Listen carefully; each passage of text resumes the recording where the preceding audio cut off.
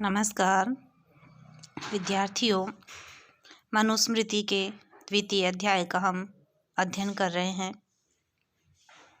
इस वीडियो के अंतर्गत हम गुरु की महिमा एवं माता पिता के महत्व के विषय में पढ़ेंगे। तो आइए हमारे इस पद्य से आज के अध्ययन प्रारंभ करते हैं। गुरोर यत्र परिवादो निंदावापि प्रवर्तते कर्णौ तत्र पिधातव्यौ गंतव्यं वा ततोऽन्यतः। गुरोर यत्र परिवादो, गुरु का, आचार्य का, जहाँ पर, यत्र जहाँ पर, परिवाद है दोषारोपण, अर्थात उनकी अपकीर्ति या बदनामी हो, जहाँ पर निंदा वापि प्रवर्तते, या उनकी निंदा जहाँ पे की जाए, उनकी बुराई की जाए, उन पर कोई दोष लगाया जाए। प्रवर्तते की जाती है, जहाँ पे गुरु के विषय में झूठी बातें फैलाई जाती है और उन पर कोई दोष लगाया जाता है। ऐसे स्थान पर एक अच्छे विद्यार्थी को क्या करना चाहिए? कर्णौ तत्र पिधातव्यौ, वहाँ पर कान ढक देने चाहिए, ढक लेने चाहिए अपने कान, अर्थात गुरु की बुराई नहीं सुननी चाहिए। अथवा यह संभव नहीं हो तो गंतव्यम, चले जाना चाहिए, ततः अन्यतः, अथवा दूसरे स्थान पर। देखिए, इस पद्य में गुरु निंदा सुनने का निषेध किया गया है। यह संस्कृत साहित्य की एक सबसे प्रसिद्ध सूक्ति है। इसमें कहा गया है कि जहाँ गुरु के ऊपर मिथ्या आरोप लगाए जाते हो या उनकी निंदा की जाती हो, तो अच्छे शिष्यों को चाहिए कि वहाँ अपने कान बंद कर ले अथवा उस स्थान से हटकर दूर चला जाए। हमारे इस पद्य में भी देखिए गुरु के महत्व को बताया जा रहा है। यथा खनन खनित्रेण नरो वार्यधिगच्छति तथा गुरु गतां विद्यां शुश्रूषुरधिगच्छति। देखिए, खनन का तात्पर्य है खोदना। तो जैसे खोदता हुआ, खनित्रेण, खनित्र बोलते हैं कुदाली को, जिससे खोदा जाता है, मिट्टी खोदी जाती है। तो जिस प्रकार से खोद कर नरह, व्यक्ति, मनुष्य, वारी, जल को, अधिगच्छति, प्राप्त करता है, वारी अधिगच्छति, जिस प्रकार से खोद कर जल प्राप्त किया जाता है, तथा वैसे ही गुरु गताम विद्याम, गुरु में रहने वाली विद्या को, शुश्रूषु, सेवा करने वाला बालक, अधिगच्छति, प्राप्त कर लेता है। देखिए, इसमें गुरु की सेवा का परिणाम बताया गया है कि जैसे मनुष्य कुदाली से खोदता हुआ पानी को प्राप्त कर लेता है, उसी प्रकार सेवा करने वाला गुरु में रहने वाली विद्या को प्राप्त कर लेता है। तो इस प्रकार अतः नित्य गुरु की सेवा करनी चाहिए। गुरु के महत्व के पश्चात देखिए, जो हमारी संस्कृति में पुरुषार्थ चतुष्टय की जो कल्पना की गई है, उसके बारे में बताया गया है और उनमें बताया गया है कि इनमें से कौन सा श्रेष्ठ है। देखिए, धर्मार्थौ उच्यते श्रेय कामार्थौ धर्म एव च अर्थ एवेह वा श्रेय त्रिवर्ग इति तु स्थिति। धर्मार्थौ, धर्म और अर्थ, जो चार पुरुषार्थ है, धर्म, अर्थ, काम और मोक्ष, उनमें से बताया गया है। धर्मार्थौ उच्यते श्रेयः, श्रेय है अर्थात श्रेष्ठ। धर्म और अर्थ कल्याणपरक, श्रेष्ठ कहा है। कामार्थौ धर्म एव च, और किसी ने काम और अर्थ को ही श्रेष्ठ कहा है, तो कोई धर्म को ही कल्याणकारी मानता है। वही सभी विद्वानों के अपने अलग अलग मत है। चारों पुरुषार्थों में कोई धर्म अर्थ को श्रेष्ठ बताता है, कोई काम और अर्थ को श्रेष्ठ बताता है, तो कोई केवल धर्म को ही श्रेष्ठ बताता है। अर्थ एव इह वा श्रेय, और कोई तो केवल अर्थ को ही श्रेष्ठ बताता है।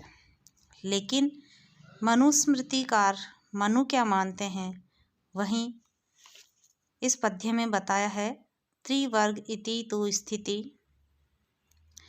कि जो त्रिवर्ग है धर्म अर्थ और काम का, उन तीनों को ही यहाँ पे श्रेष्ठ बताया है कि कोई धर्म और कोई अर्थ को, कोई काम और अर्थ को, तो कोई अर्थ को, तो कोई धर्म को ही कल्याणकारी कहते हैं। किंतु धर्म अर्थ और काम ये तीनों परस्पर अनुकूलता से सेवन किए जाए तो कल्याण देता है, ऐसा मनुस्मृति धर्मशास्त्र इसका निर्णय है। इस विषय में भाव क्या है वो देखिए कि अगर तीनों वर्गों का संतुलित उपभोग करने का भाव यह है कि अगर धर्मपूर्वक अर्थ और काम दोनों का सेवन किया जाए तो वो तीनों ही अपने अपने स्थान पर कल्याणकारी है। वह किस प्रकार है, इस बात को समझेंगे कि चार पुरुषार्थ धर्म अर्थात प्रत्येक व्यक्ति धर्म करता है, पुण्य कमाता है। दूसरा है अर्थ, अर्थ कहते हैं धन कमाने को, तो धन कमाना। तीसरा है काम, विभिन्न इच्छाओं की पूर्ति। और चौथा है मोक्ष, कि जन्म मरण के चक्र से मुक्ति पाना। इन चारों पुरुषार्थों में धर्म अर्थ एवं काम को त्रिवर्ग कहा है। तो इस संसार में रहते हुए धर्म अर्थ एवं काम की प्राप्ति होती है, जबकि मरने के बाद में जो जन्म मरण का पुनर्जन्म का जो चक्र है, इससे मुक्ति प्राप्त करने को कहते हैं मोक्ष। तो इस संसार में रहते हुए व्यक्ति अगर धर्म पे आधारित अर्थ एवं काम का उपभोग करता है, काम का सेवन करता है, तो उसको गलत नहीं कहा जा सकता। ये बात अपने आप में ही सिद्ध है, क्योंकि पैसे कमाना और सांसारिक गृहस्थ जीवन का निर्वाह करना ये दोनों ही मानव जीवन के लिए आवश्यक है। इसलिए अगर ये दोनों काम और अर्थ दोनों का सेवन अगर धर्म पूर्वक किया जाता है तो वह व्यक्ति के लिए कल्याणकारी होता है। हमारे इस पद्य में देखिए माता पिता एवं भ्राता के महत्व को बताया गया है। आचार्यश्च पिता चैव माता भ्राता च पूर्वजः नार्तेनपि अवमन्तव्या ब्राह्मणेन विशेषतः। देखिए कि इसमें गुरुजनों के अपमान का निषेध किया गया है। आचार्यश्च पिता चैव, आचार्य गुरु और पिता, माता भ्राता माता और भाई, च पूर्वज है और कोई भी बड़ा। नार्तेन अपि अवमन्तव्या, जो ये पद है न आर्तेन अपि अवमन्तव्या, अपमान या तिरस्कार के योग्य। आर्तेन पीड़ित पुरुष के द्वारा यदि व्यक्ति स्वयं दुखी है तो भी दुखी व्यक्ति के द्वारा भी न अवमन्तव्या, उनका तिरस्कार उनका अपमान नहीं करना चाहिए। कि व्यक्ति चाहे कितना भी आर्त क्यों न हो, कितना भी पीड़ित या कितना भी दुखी क्यों न हो, उसे अपने बड़ों का, माता पिता का, गुरु का अपमान नहीं करना चाहिए। और ये बात ब्राह्मण के द्वारा विशेष रूप से है। तो देखिए कि इस पद्य में शिष्टाचार पूर्ण सहनशीलता की शिक्षा दी गई है कि आचार्य, माता पिता एवं अग्रज ये चारों पितृतुल्य या गुरुतुल्य होते हैं। अतः इनसे पीड़ित होने पर भी व्यक्ति के लिए उक्त नियम पालन करना श्रेष्ठ है कि इनका अनादर नहीं करना चाहिए। ब्राह्मण को तो विशेष रूप से कभी भी इनका अनादर या अपमान नहीं करना चाहिए, क्योंकि इस बारे में भी बताया है कि आचार्यो ब्रह्मणो मूर्ति पिता मूर्ति प्रजापते माता पृथिव्या मूर्तिस्तु भ्राता स्वमूर्तिरात्मनः। आचार्य ब्रह्मणो मूर्ति, आचार्य गुरु जो है ब्रह्मा की साक्षात, जिसने सृष्टि का निर्माण किया है, ब्रह्मा की मूर्ति है। पिता मूर्ति ही प्रजापति है, जो प्रजापति संसार का पालन करता है, उसकी मूर्ति, पिता को उसकी मूर्ति कहा है। तो गुरु ब्रह्मा की मूर्ति और पिता प्रजापति की साक्षात मूर्ति कही गई है।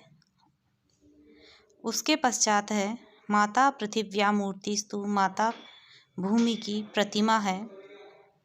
तो भ्राता स्वमूर्तिरात्मनः, भ्राता जो अपना भाई है, स्वह अपना मूर्ति सूरत या शरीर स्वयं का, आत्मन स्वयं का है, अर्थात जो भाई है वह अपने समान है। तो देखिए,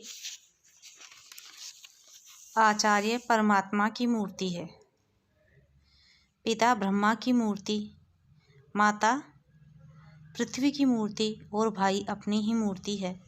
अर्थात इनका अपमान करने से उन देवताओं का अपमान होता है। अतः कभी भी गुरु, माता पिता और भाई का निरादर नहीं करना चाहिए।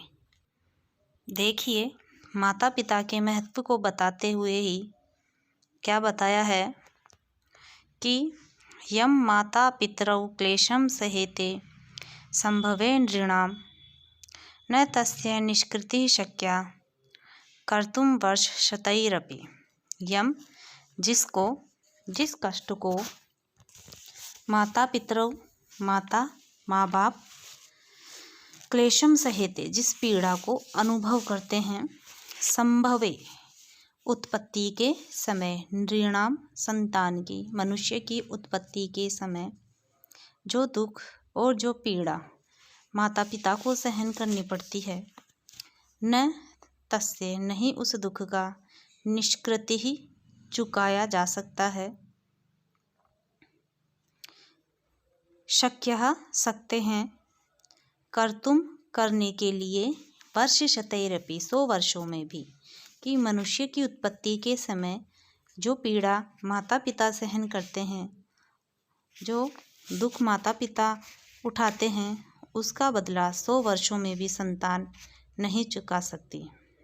तो देखिए, क्योंकि माता का संतान को कोख में धारण से जो होने वाला दुख है वह जगत में प्रसिद्धि है, उसे केवल माता ही जान सकती है।